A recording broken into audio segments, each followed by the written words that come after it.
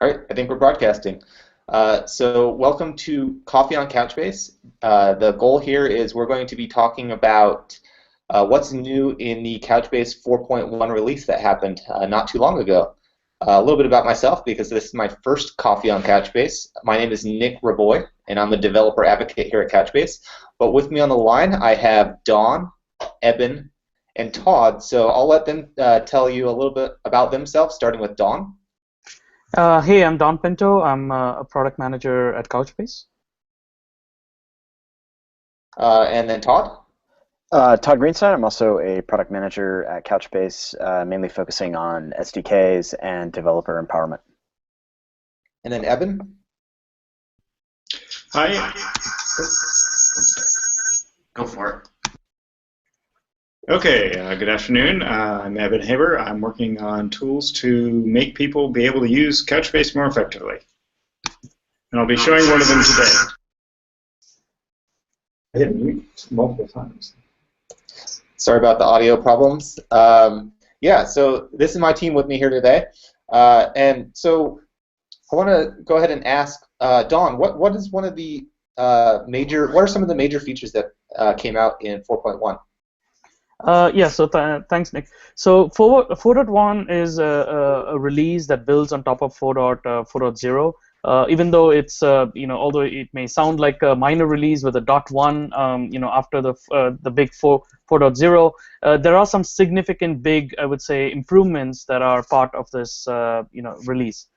So there are three improvements I would like to talk about at a high level. So and then we'll go we'll definitely show you guys demos and go into the details of each one of them.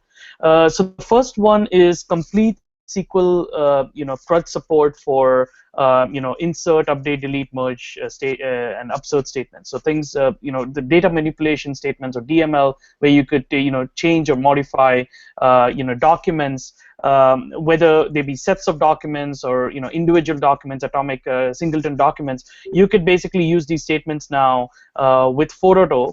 And don't worry, and know that you are fully supported. So how is that different than what we had in 4.0 compared to what we did in 4.1? In 4.0 we did have these statements, but they were they were tagged under the beta label, so there was not full support for them. Select has always been a statement that has been fully supported right from 4.0. So in 4.1, what we did is we removed the beta tag for these statements and made them fully supported. Not only that, now you do have the rich connector ecosystem that Couchbase supports, which includes Simba, JDBC, ODBC drivers, and these statements also work with these drivers so that you can build your rich apps and connect Nickel to power your ecosystem. So that's the first, I would say, important enhancement. The second thing is a feature that we call as covering indexes. I won't go into the details of what it is right away. But you can think of it as a feature that an optimization or a kind of index that covers all the fields that you want to project in your Nickel query and get these queries to be to perform faster, right? And so that's another major enhancement that we had. And the third one is prepared statements. So a lot of apps have statements running over and over again. These are not ad hoc statements, but they are. For example, let's say you're a social gaming app. You want to build this player list table, and you want to query all the player docs with some say where clause. You could basically use a prepared statement to speed up these kind of queries. So those are three major enhancements. One thing for developers out there that I like to call out is we have also added two great platforms for development to our already support huge matrix of platforms. So for development we do support also Mac OS X El Capitan, as well as the Windows 10. So if you guys are developers on those platforms, I highly encourage you to try 4.1 on that. That's pretty much it as a summary of the top three or four things that we have done in 4.1. So Dawn, so it sounds like a lot of this stuff in 4.1 is related to how you query stuff. Do you mind talking a little bit about the life cycle of a query, so that way we can go into depth on each one of these changes? Yeah, sure. So this one, I want to just do a quick screen share here. So give me 1 second, and then I will, so we can I can walk people through. Can you guys see my screen? Yeah, I see your screen, Don. Okay, so let me do a quick refresher here for folks, who are new to this, and just bring folks up to speed on what changes went on in 4.0 at a high level to kind of light up querying. So we added this feature called MDS, which stands for multi-dimensional scalability, and what it means is you can now have three different kind of types of nodes. One for query, one for index, one for data. And you could spin up nodes independently, whether it be a query node or index node or data node, and then these nodes work collaboratively to kind of answer the nickel query that the clients kind of send to Couchbase. So what I'm just going to go over the high level overview of how the the interaction of these nodes work. So you have a client which is sending a nickel request, which is processed by a query node. The query node then has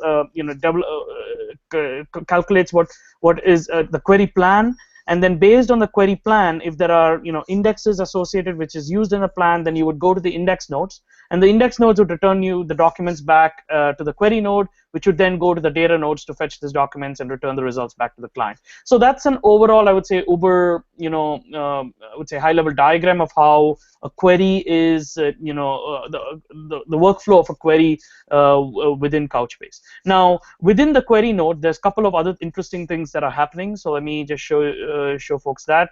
Give me 1 second. So inside a query node, there are a couple of interesting things that are happening during the query. So there's the parsing of the query happening. There's the plan generation, there's scanning, which is scanning the index nodes as we saw. There's fetching of the data based on the keys. There's joining. All the stuff that you may have typically in a query, whether it be in a where clause, or whether you use a filter or do some kind of order by to kind of instantiate a sort. All those things are processed inside a query node. So this is typically the life cycle of a query as a query flows through the query node. That was it. Thanks a lot, Don. So in terms of querying, I actually have, so Eben is over here with me, and he is very knowledgeable about our new query workbench. So what I want to do is I want to have him give a demo on how to use it and what it's all about. So I'll give the floor to Eben.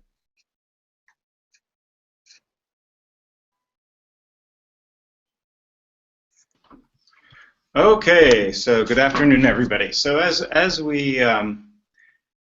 you've heard, being able to do ad hoc queries in Nickel is one of the big features of 4.0 and 4.1, and I've been working on tools to help make that process go more smoothly.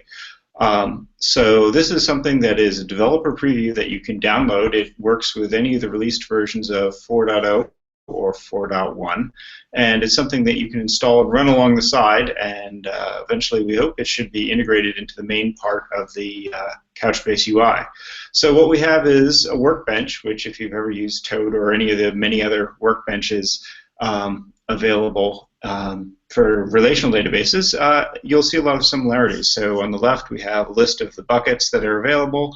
I can actually click on a tab next to a bucket, and it tells me what kinds of things it found in that bucket. So it gives me, in this case, it looked at a sample of the documents in the bucket. In this case, thousands documents, and it found two broad flavors of documents. It found one that one flavor has in common. All those documents have the field type with the value beer.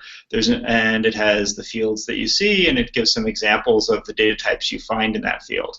And the idea is that this is going to help you write queries because you know what the field names are, you know what the types are, and you might see some example. Okay, well here's a you can tell this particular field is likely to be a date, and there happens to be another flavor whose type is brewery. So that being able to infer a schema in this flexible schema environment is very useful for knowing what kinds of structures you have.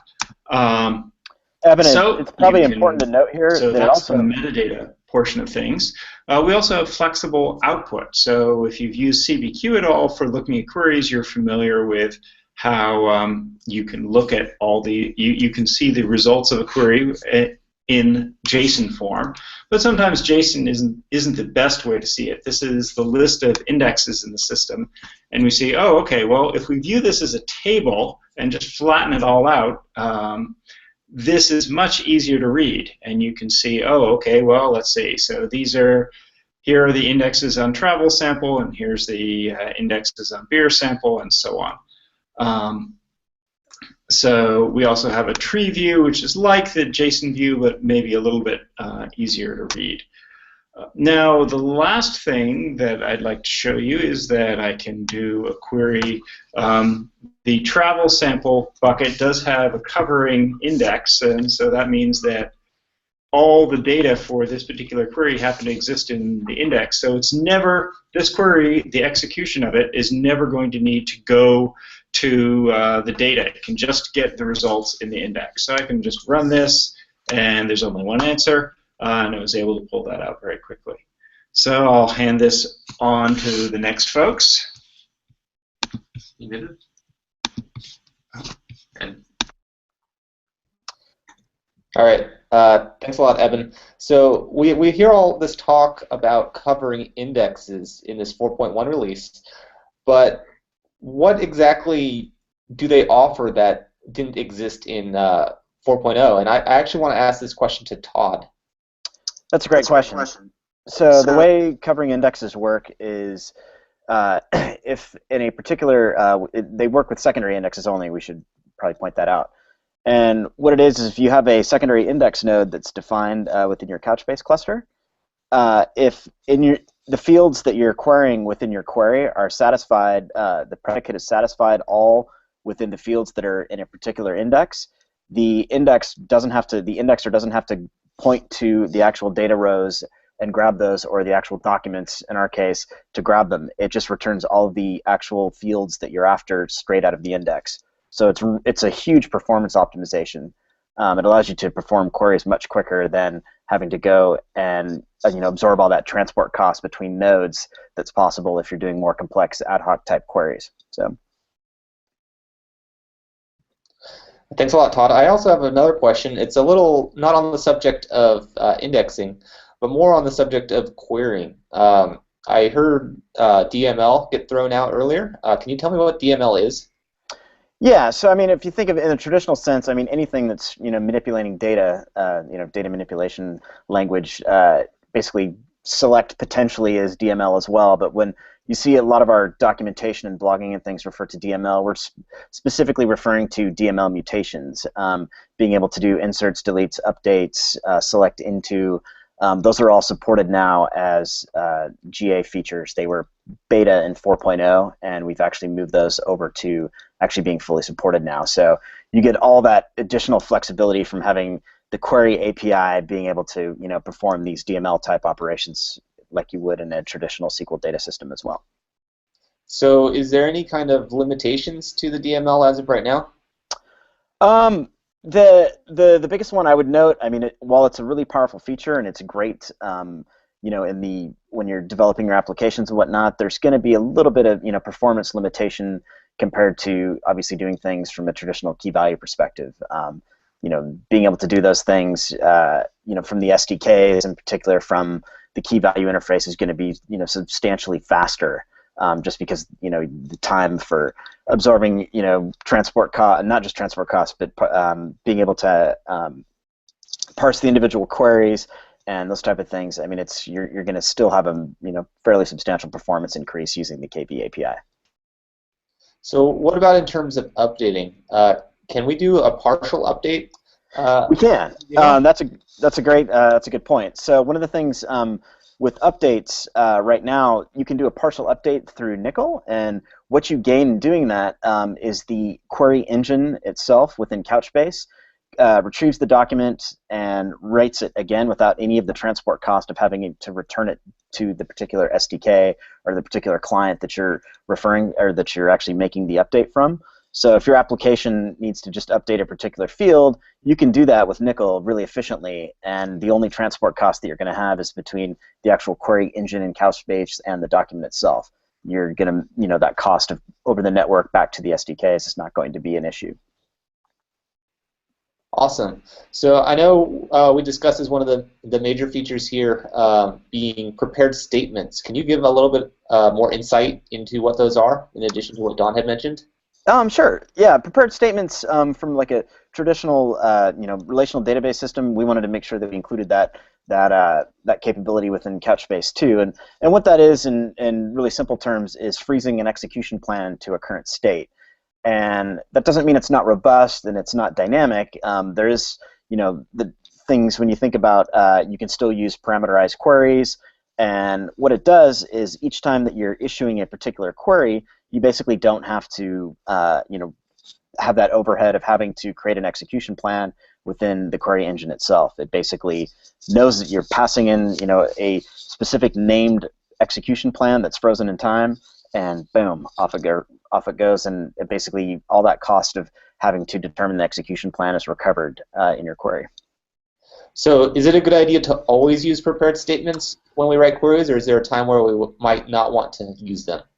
No, that's a good question. One of the things that we do, which we try to make it really simple. So from the SDK perspective, we actually just put in an extra parameter that we call ad hoc, either true or false. And by default, it's always true because it's an ad hoc query. But if you change that to false, what happens is each time that you issue a particular query, if it's one that's known to the SDK, the individual client, it will actually execute it using the named prepared statement. And also, as a backup, it passes in a compressed query plan in case there's some hiccup or something on the network. You don't lose that time of having to go back and forth and reissue it twice in a row. It will basically has an optimization on the query side that it basically sees that and says, okay, I don't know this plan before. I'm going to go ahead and re-prepare it, execute it, and send it back. In doing that, if you're doing a lot of ad hoc type reporting and things that you aren't issuing the same queries over and over, and those are probably not the best things that you want to use the prepared. You don't want to use prepared statements for that. And prepared statements are the best when you're issuing the same type of queries over and over again, and only the parameters are changing. And we've got a pretty good blog write-up on that that we can include at the end of this that we did. We kind of walks through that and some best practices. So, yeah, good question. Awesome. So Couchbase has tons of SDKs for basically every popular programming language out there.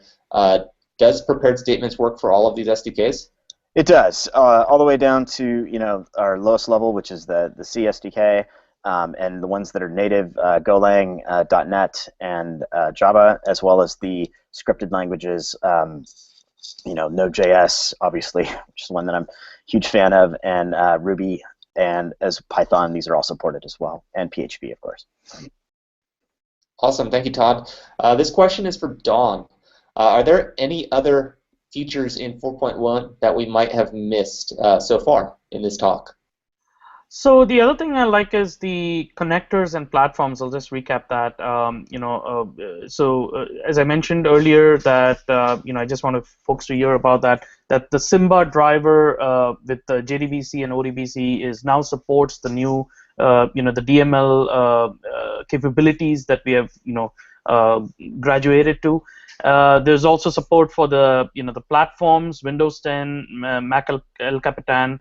And finally, obviously, given that it's a minor release, there's tons and tons of more. I would say, we talked about only on the major enhancements today, but there's quite a few number of bug fixes and stability fixes that went into this release to kind of fortify the 4.0 release. So you'll be able to find more information on the most important, I would say, bug fixes done in the release notes. So I highly recommend folks to check out the release notes along with the download to kind of go and see what else is there. One particular one that I like to call out is Elasticsearch CPU usage with 4.0. There were some hiccups around the CPU usage with Elasticsearch, and that has been fixed with 4.1. So we did get a lot of feedback from the community about many other issues that we kind of got addressed in 4.1. Awesome. Where might people be able to go to find help or get information on 4.1? So the docs is I would say the best place to kind of get started with this. Yeah, you should always bookmark the downloads page of Couchbase and go there. That's where you can go and get 4.1 and download it and try it out for your platform. There is also quite a bit of work that went into documentation to make sure that we updated it for the the new sections that we talked about today. That is prepared statements and covering indexes and others. So feel free to go and explore through the docs as well. Awesome. As far as installation of 4.1, if people don't want to say install it locally on their machine, are there any kind of Docker images or other kind of images available that offer 4.1 right now?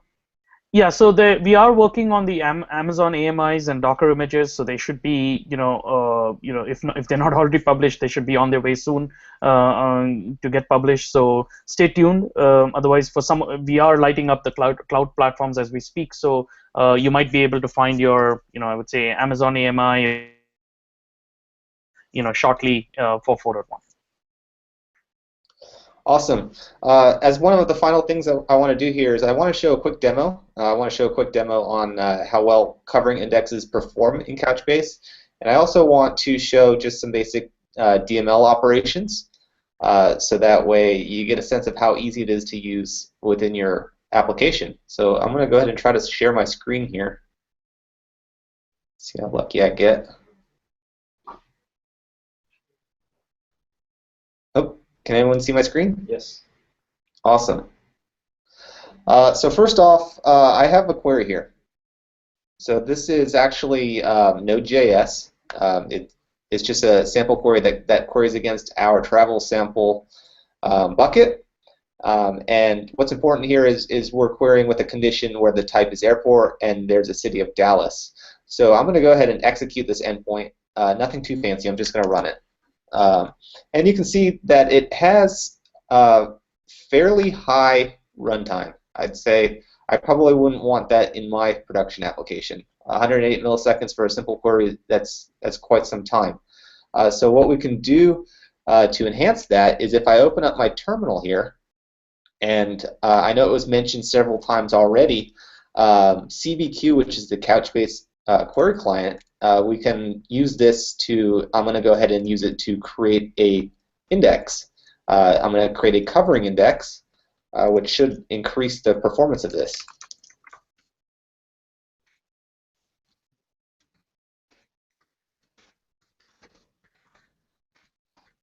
What did I call it? I called it type and city.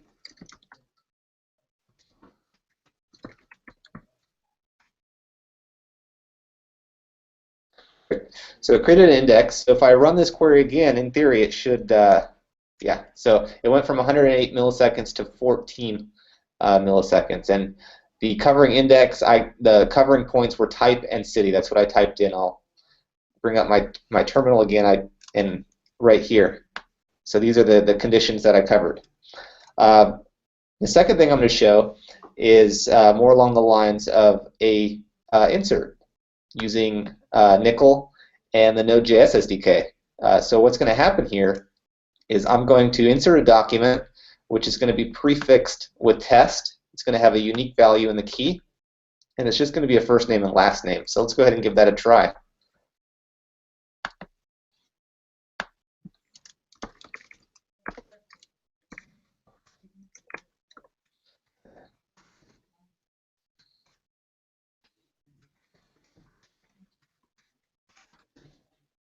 Run it.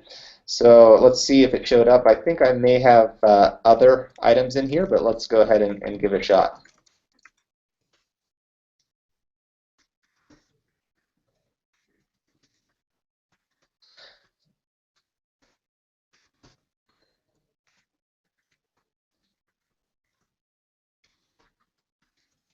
I'm doing a query. I'm looking for the key in the meta. and I'm doing a wildcard where all documents are prefixed with test. And of course, I already had a few of them in there, which is fine, and it just returned all of them.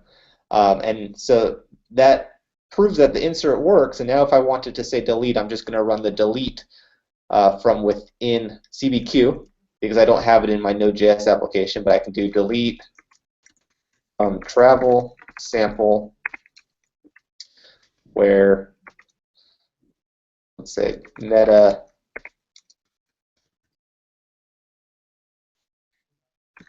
oops. It's going to delete everything that's prefixed with test. So this is a pretty standard, for the most part, SQL query. And it deleted my results. And if I try the same select again, they should be gone. Yeah, so no results. So that was just a very simple example on what you can do with the DML in Couchbase 4.1. And that really concludes this particular Coffee on Couchbase. We just wanted to get you familiar with what came out in 4.1, all the cool new features, and give you a little update on some of the people on the team. Thank you for showing up and checking us out.